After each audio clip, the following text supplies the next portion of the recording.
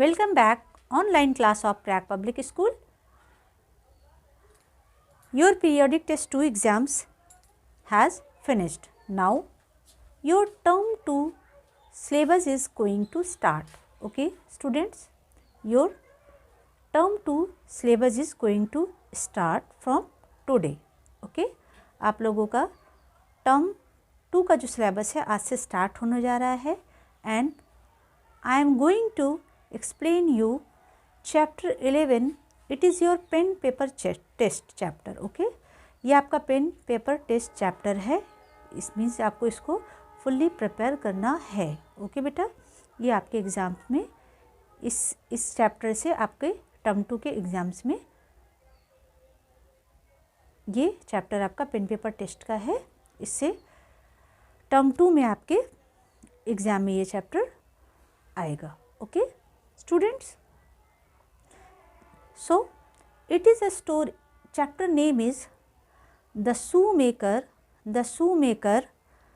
and the elves. The shoemaker and the elves. Okay, ELVES,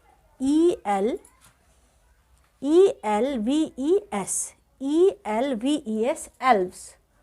What we read? ELVES, elves. Okay, elves. What is the meaning of elves beta?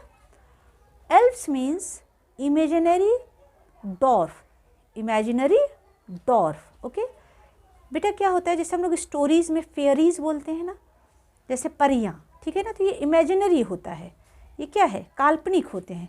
उसी तरह elves बोलते हैं imaginary काल्पनिक बौनों को. ठीक है ना, एक स्टोरी में भी एक दो इमेजिनरी डॉर्फ्स हैं. ठीक है ना, इमेजिनरी डॉर्फ्स हैं जिनको हम इंग्लिश में बोलते हैं एल्व्स. क्या बोलते हैं? एल्व्स. ओके, तो ये इमेजिनरी डॉर्फ यानी काल्पनिक बौने, इनको हिंदी में क्या बोलते हैं? काल्पनिक बौने. मतलब ये बौनों को ये काल्पनिक है, not real. Okay, it is a story. तो इसमें एक इमेजिन किया गया है कि दो क्या है?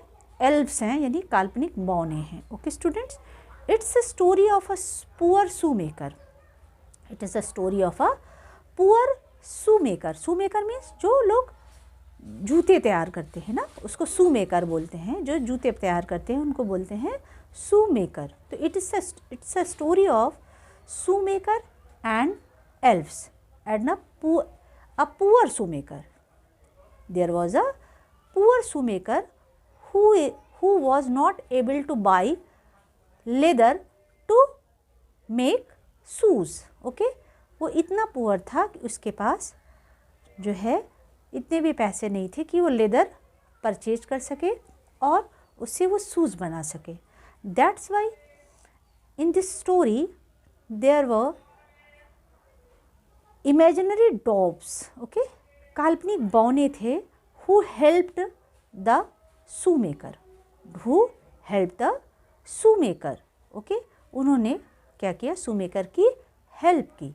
Okay, it's a very emotional story. So let's start the chapter. Okay, you all open your book. Chapter number 11, the shoemaker and the elves. Okay, ELVES, pronunciate properly. ELVES, elves. Okay students,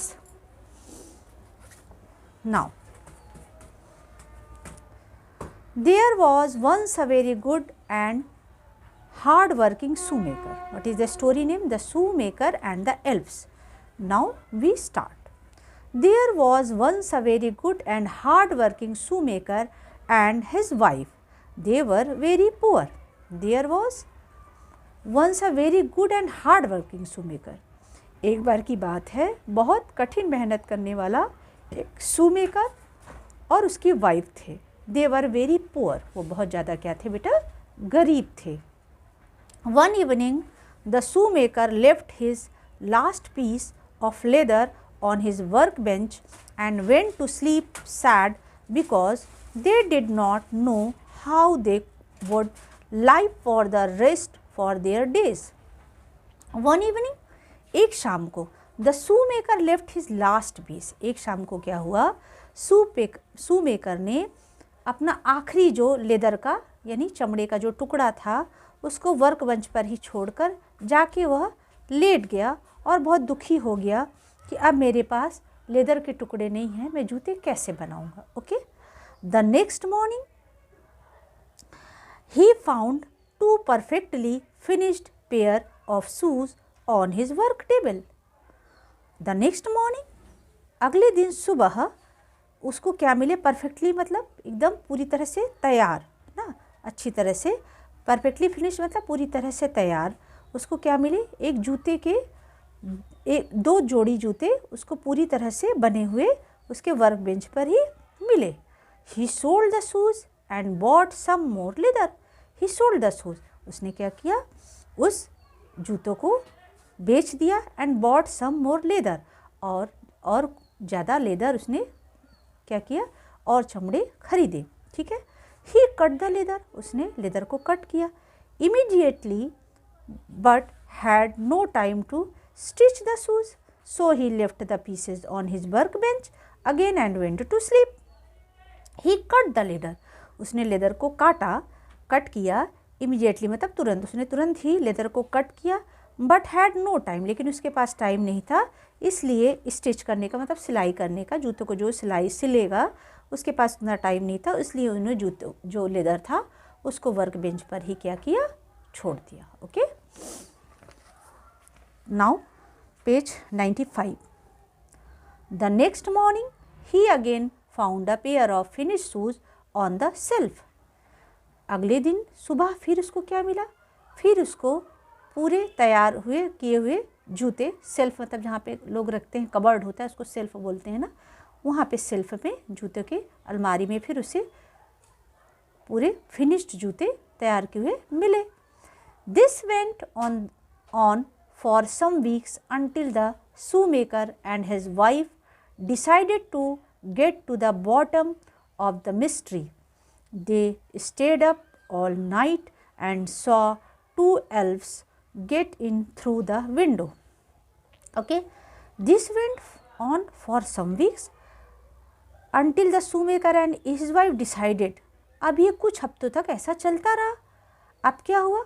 shoemaker और उसकी wife ने decide किया, mystery, MYSTERY, mystery, MYSTERY, mystery. Mystery means होता है रहस्य, राज जिसको बोलते हैं ना, जिसका हमें पता ना हो, जो चीज़ हमें नहीं पता है, ठीक है, तो वो क्या होती है? राज। तो उन्होंने मतलब डिसाइड किया, निश्चय किया कि हम लोग इस राज का पता लगाएंगे।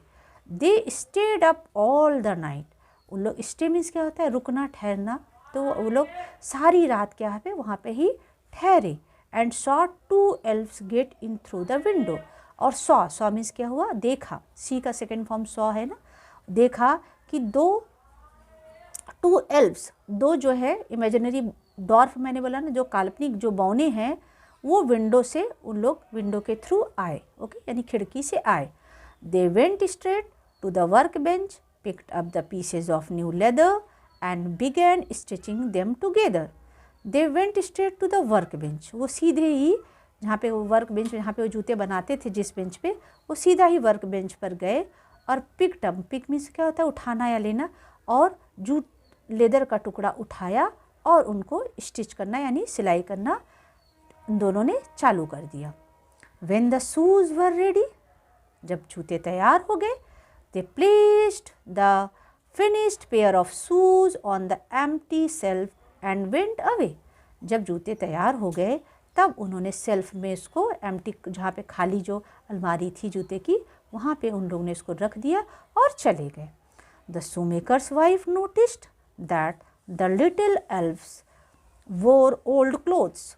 The shoemaker's wife, जो शूमेकर की पत्नी थी, उसने नोटिस किया यानी ध्यान दिया कि जो काल्पनिक बौने जो थे उन लोगों ने पुराने कपड़े पहन रखे थे। Okay, she decided to make them some clothes. The shoemaker made 2 small pairs of shoes for them. She decided to make them some clothes.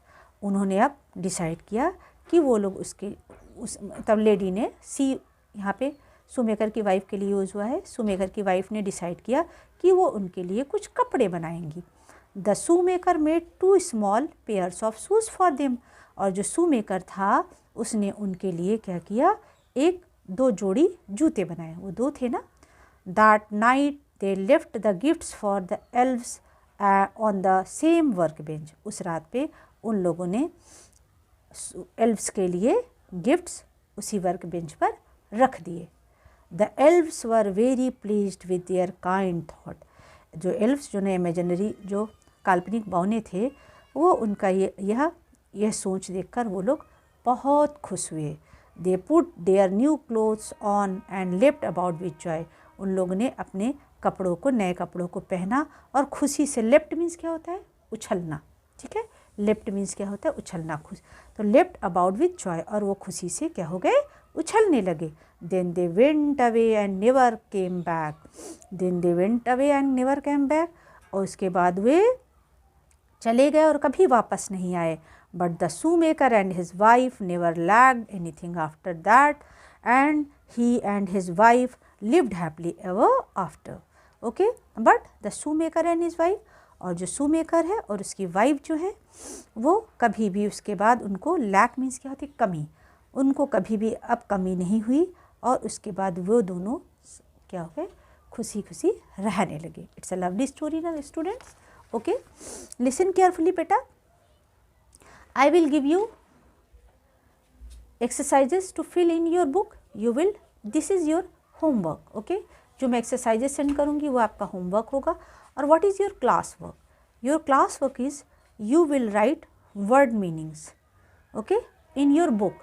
आप लोग बुक में, और आपको मोस्टली उस वर्ड की मीनिंग लिखनी है जो वर्ड्स आपने रीड नहीं किए हैं। बहुत बच्चे सिर्फ 4-5 ही एक पेज में लिखते हैं। नो, एटलीस्ट आपके 15 to 20 वर्ड्स आपके एक पेज में होने चाहिए। ओके, इट इज़ नेसेसरी, और ये आपका क्लास वर्क होगा। Have a good day.